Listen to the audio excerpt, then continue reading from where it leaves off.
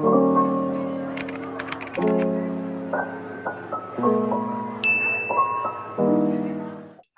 Bright fans semuanya. Bright Soul kali ini kembali lagi nih sama episode Bright Story yang mengangkat topik nggak kalah menarik dibandingin Bright Story sebelumnya. Nah mungkin kalau sebelumnya itu kan kita ada membahas tentang FOMO, Bright Story kali ini kita akan mengangkat tema seputar burnout. Nah mungkin sebelum mulai aku mau memperkenalkan diri terlebih dahulu. Aku Ashila dari Public Relations Intern Bright Soul yang akan berbincang seputar burnout dengan Larissa Audivia, mahasiswa Fakultas Psikologi Universitas Gadjah Mada. Halo Larissa. Halo. Oke, mungkin sebelum kita diskusi hal-hal yang serius ya ke depannya, aku mau nanya dulu mungkin gimana nih kabar Larissa hari ini? Belakangan lagi punya kegiatan apa aja? Mungkin boleh diceritain ke teman-teman yang nonton. Oke, kalau kabar aku alhamdulillah baik-baik aja. Kalau Ashila sendiri gimana nih kabarnya? Oke, alhamdulillah aku juga baik ya, karena ini udah mendekati akhir tahun, udah mendekati liburan, jadi happy-happy aja sih. Oke, alhamdulillah. Nah, mungkin kalau ditanya ya tadi kesibukannya, sebenarnya ya sama aja sih kayak teman-teman yang lain. Kalau semester 5 ada kerjaan, mungkin kepanitiaan, masih ikut organisasi juga kemarin, terus sempat magang juga. Tapi kebetulan sekarang semuanya rata-rata udah selesai sih ya. Jadi mungkin untuk sekarang lebih ke persiapan nanti semester-semester akhir kali ya, kayak KKN dan lain-lain. Terus mungkin nanti rencananya juga mau cari-cari magang lagi. Jadi untuk sekarang udah jauh lebih senggang sih daripada pas semester 5 kemarin sebelum liburan kayak gitu, Syil. Oke. Nah, Larissa, kan tema Bright Story hari ini kita mau ngobrol-ngobrol seputar burnout ya. Dan aku yakin banget pasti semuanya di sini, terutama juga teman-teman yang nonton, udah tahu lah ya pasti definisi burnout, yaitu stres berat yang biasanya dipicu karena kesibukan atau pekerjaan yang terlalu berat. Nah, cuman kalau misalnya menurut Larissa sendiri nih, dari Larissa sendiri, kamu tuh biasanya ngedefinisiin bahwa kamu tuh lagi mengalami burnout ketika lagi di titik seperti apa sih? Oke, kalau dari aku sendiri nih biasanya aku ngerasa, wah kayaknya aku lagi burn out gitu ya. Biasanya kalau aku tuh udah mulai ngerasa kayak hilang semangat gitu ya buat ngerjain tugas-tugas dan hal-hal lainnya gitu ya. Misalnya kayak kok ngerjain sedikit kayaknya udah males gitu ya. Baru ngerjain sejam 2 jam kok udah capek gitu. Atau juga misalnya performa kerjanya tuh aku merasa menurun gitu. Misalnya contohnya ada tugas nih bikin presentasi atau esai yang sebenarnya sehari 2 hari itu juga selesai tugasnya, tapi kok ini katanya 3 hari belum ada progres ya, atau progresnya masih dikit kayak gitu. Terus kadang-kadang aku ngerasa burnout kalau aku tuh udah lebih sensitif gitu, misalnya dari hal-hal kecil kok ada yang rasanya kurang serak, aku rasanya langsung pengen mau marah-marah gitu, mau meledak gitu, rasanya kayak pengen marah aja gitu bawaannya. Terus mungkin kalau udah burn out banget, udah berlarut-larut gitu istilahnya ya burnout-nya, kadang-kadang kerasa juga nih di badan, kayak gampang pusing, cepet nggak enak badan, cepet panas gitu ya rasanya kepalanya, terus jadi kurang fit juga, kayak gitu sih kalau dari aku. Oke, jadi biasanya ngerasanya tuh bahkan nggak cuman capek, emang capek lagi kecapean, tapi bahkan sampai ke fisik juga ya, kadang-kadang sampai ngerasa jadi gampang sakit. Nah, Risa juga bilang ya, kemarin di semester 5 gitu ya. Jadi aku mungkin mau nanya-nanya soal pengalaman semester kemarin atau mungkin pengalaman semester-semester sebelumnya juga. Nah, menurut aku ya, biasanya tuh mahasiswa dari awal kuliah pasti punya ambisinya masing-masing buat ngejalanin berbagai kegiatan di luar non-akademik ya. Ada organisasi, kepanitiaan, komunitas, atau bahkan juga magang gitu kan. Nah, Larissa sendiri ngalamin juga kah pernah di posisi dalam satu semester tuh kegiatannya banyak banget. Rasanya tuh segudang gitu kegiatan non-akademik yang dijalanin.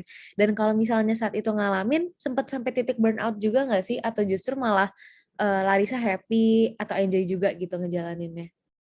Oke, kalau ngerasa waktu itu kegiatannya segudang itu pernah sih di semester-semester, baik itu semester 5 maupun sebelumnya, waktu itu sempat ada kegiatan di satu semester yang sama gitu ya, ada beberapa kegiatan. Ada waktu itu magang sama kepanitiaan sama organisasi itu di waktu yang bersamaan ya. Jadi waktu itu cukup ngejalaninnya cukup pusing juga waktu itu. Nah, cuman kalau ditanya burn out atau seneng dan happy, sebenarnya kalau dari aku sendiri dari setiap kegiatan yang aku jalanin biasanya campur gitu loh keduanya, nggak selalu melulu melulu burn out, nggak selalu senang atau happy juga, jadi pasti ada masanya sendiri-sendiri. Biasanya kalau burn out itu kalau ada deadline barengan gitu ya, bersamaan, atau UTS atau UAS gitu, ditambah lagi ada kerjaan, itu biasanya pasti aku burn out. Atau misalnya dikasih kerjaan yang menurut aku susah atau aku belum nguasain di bidang itu, kadang-kadang aku di situ aku ngerasa burn out. Tapi kalau senang atau happy-nya biasanya lebih ke kalau aku berhasil nih ngelewatin tadinya yang kerjaan aku anggap susah, wah ternyata aku bisa juga gitu. Itu biasanya aku ngerasa senang. Terus juga kalau misalnya aku dapet job desk yang emang sesuai passion aku gitu. Jadi di situ aku bisa belajar banyak hal-hal yang emang aku suka gitu. Atau misalnya juga ketemu teman-teman baru ya, biasanya kalau kita di organisasi atau magang atau kepanitiaan kan pasti kenalan ya sama teman-teman baru. Nah, biasanya kalau ketemu teman baru, apalagi yang emang klik gitu, yang emang nyambung banget kalau ngobrol sama diajak tukar pikiran, biasanya aku ngerasa happy atau senang sih kayak gitu. Oke, jadi sebenarnya ngerasain dua-duanya ya. Mungkin ada beberapa sampai titik burnout, tapi mungkin di beberapa titik lainnya kamu juga cenderung happy dan enjoy gitu ya buat ngejalaninnya. Nah, mungkin kalau pas lagi di titik burnout-nya tuh, berarti kan mungkin saat itu burnout-nya mungkin karena banyak aktivitas yang di luar non-akademik ya kita bicarakannya gitu. Nah, itu kalau dari Larissa sendiri, kamu tuh cara ngatasinnya gimana sih gitu ketika lagi burnout karena kebanyakan kegiatan ini gitu? Oke, kalau dari aku sendiri mungkin hal pertama yang bisa juga dijadikan preventif gitu ya sebenarnya supaya burnout ini nggak terlalu sering terjadi. Biasanya aku bikin skala prioritas atau to-do list gitu yang aku breakdown ke yang lebih spesifik gitu, yang lebih mendetail. Contohnya ada tugas bikin esai. Nah itu nggak aku tulis cuma esai aja gitu, enggak, tapi aku breakdown lagi ke hal-hal yang lebih detail. Contohnya misalnya bikin esai, terus cari tema, terus cari referensi, cari judul, atau bikin paragraf 1, bikin paragraf 2. Jadi kita tahu gitu loh, hari ini tuh apa aja sih yang harus kita cicil dulu, apa sih yang harus kita kerjain, kayak gitu. Jadi setiap hari biasanya langsung aku tulis, aku punya ada buku gitu, biasanya aku tulis apa aja sih yang harus aku kerjain hari ini, kayak gitu. Terus selanjutnya sebenarnya sesimpel, ya istirahat aja gitu. Kalau misalnya istirahat yang paling aku suka, kayaknya semua orang juga suka sih, aku suka banget tidur gitu, karena walaupun cuma 15 sampai 20 menit gitu ya, itu bisa nge-recharge energi gitu loh, bisa yang tadinya udah pusing gitu ya matanya, ngeliat laptop terus-terusan, terus tidur sebentar tuh rasanya wah seger lagi kayak gitu. Terus mungkin hal yang bisa dilakuin selanjutnya tuh sesimpel self appreciation sih, atau bisa disebut juga dengan self reward mungkin ya. Sesimpel mungkin kalau udah berhasil nih ngerjain tugas atau sebagian tugas gitu, bisa nonton Netflix gitu sebentar, atau nonton film online kayak gitu, atau mungkin makan makanan yang disuka juga bisa kayak gitu. Terus mungkin salah satu hal yang mungkin terdengar simpel tapi ini sangat membantu aku, yaitu salah satunya bikin ekspektasi yang realistis gitu. Contohnya hari ini ternyata kerjaan kita banyak banget nih, misalnya ada 6 atau 7 gitu. Nah, mungkin bisa kita set goal yang realistis gitu. Kira-kira kan hari ini ada 24 jam. 24 jam itu sebenarnya berapa sih yang diri kita tuh sanggup nyelesain gitu. Jadi bisa dipisah-pisah lagi buat besoknya kalau memang memungkinkan, kayak gitu kalau dari aku. Oke, tapi kan tadi juga kamu menyebutkan ada juga ya tetap walaupun lagi mengalami mungkin fase burnout, tapi di beberapa titik tuh ada gitu loh bahwa fase-fase happy dan enjoy-nya ketika lagi full sama kegiatan gitu kan.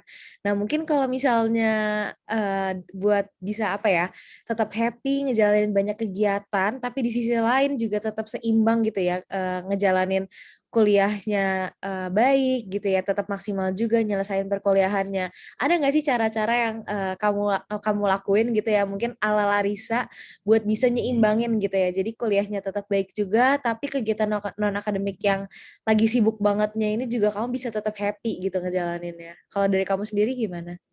Aku sendiri sih sebenarnya kurang lebih sama ya, sama yang tadi aku udah sebutin gitu loh cara-caranya. Tapi mungkin yang di sini yang bisa lebih ditekanin tuh lebih ke time management aja sih. Gimana kita caranya harus pintar-pintar nih bagi waktu gitu. Kalau misalnya kapan harus emang kuliah dengerin dengan fokus gitu loh, kapan kita harus ngerjain kegiatan-kegiatan non akademik. Kalau dari aku sendiri sih biasanya supaya bisa bagi waktu dengan baik, kalau misalnya lagi kuliah nih atau misalnya kuliah online, dosennya lagi jelasin, biasanya aku berusaha untuk fokus dengerin gitu loh, emang dengerin. Jadi kalau nanti pas mau UAS atau ujian, aku nggak harus terlalu banyak ngulang lagi dari awal. Jadi waktunya bisa aku alokasikan buat ngerjain tugas-tugas non akademis yang lain kayak gitu. Nah kalau misalnya emang ternyata nih bentrok antara kerjaan atau juga kegiatan akademis, contohnya kayak UTS atau UAS itu kan biasanya udah ada jadwal ya yang nggak bisa diganggu-gugat lagi. Nah biasanya mungkin bisa juga dikomunikasiin nih ke atasan atau mungkin kepala divisinya atau mungkin teman-teman lain ya yang kerja bareng gitu, mungkin minta bantuan atau dikomunikasiin aja nih kira-kira aku sekarang lagi UAS atau UTS gitu loh, kira-kira bisa dibantu atau ditolong nggak mungkin jika memungkinkan kayak gitu. Oke, nah terus kan mungkin setahun 2 tahun ke belakang kan Larissa pasti ngejalanin semuanya perkuliahan maupun yang non akademik juga ya kita tahu di tengah pandemi ya ngejalaninnya semuanya online. Nah kalau misalnya kamu sendiri tuh ngejalanin di tengah pandemi justru malah lebih gampang burnout atau justru malah jarang burnout gitu sih ngejalaninnya? Oke, kalau boleh jujur sih aku sendiri lebih sering burnout ya jadinya Oke. setelah online Oke. ini karena kan Mhm. gimana ya kita di masa pandemi ini kan semuanya jadi serba online ya, online lagi, Zoom lagi, Google Meeting lagi, grup call lagi buat ngerjain tugas, docs lagi dan lain-lain dan itu tuh berulang-ulang gitu ya tiap hari. Jadi kesannya apa yang kita lakuin tuh lebih monoton gitu ya, lebih itu aja ditambah lagi nggak boleh keluar rumah kan, jadi lebih cepat jenuh yang lama-kelamaan bisa memicu burnout juga. Terus kan selain itu transisi dari kita tadinya serba offline gitu ya, boleh offline, ngerjain tugas offline, ketemu dan main sama teman-teman bahkan offline, terus sekarang tiba-tiba jadi online kayak gitu kan, ternyata butuh penyesuaian yang nggak mudah gitu loh di aku. Nah, itu jadi butuh adaptasi yang cukup lama juga di aku kayak gitu. Nah, terus kadang-kadang juga kan karena kita tadi yang aku udah sebutin ya ngerjain semuanya online, semuanya depan laptop. Jadi kesannya tuh hari itu tuh ngerjainnya itu-itu aja gitu. Jadi kadang-kadang kok mikir apa, ih kok gabut ya, ih kok kayaknya aku kurang sibuk ya, apalagi kalau udah lihat teman-teman yang lain ya. Padahal ternyata kenyataannya yang kita lakuin tuh sebenarnya udah banyak, cuman kurang kerasa karena mungkin ngerjainnya sambil duduk aja gitu. Nah dari situ juga memicu burnout kalau dari aku. Oke, dan menurut kamu sendiri, apa sih hal yang paling efektif, yang works banget untuk kamu bisa ngilangin burnout? Karena kan mungkin banget ya kalau burnout tuh muncul ketika deadline lagi mepet, atau mungkin kerjaan lagi numpuk, dan itu kan pasti justru malah bikin makin stressful gitu kita ngerasainnya kan. Nah mungkin tips dan trik dari kamu sendiri buat ngilangin burnout yang efektif tuh gimana sih?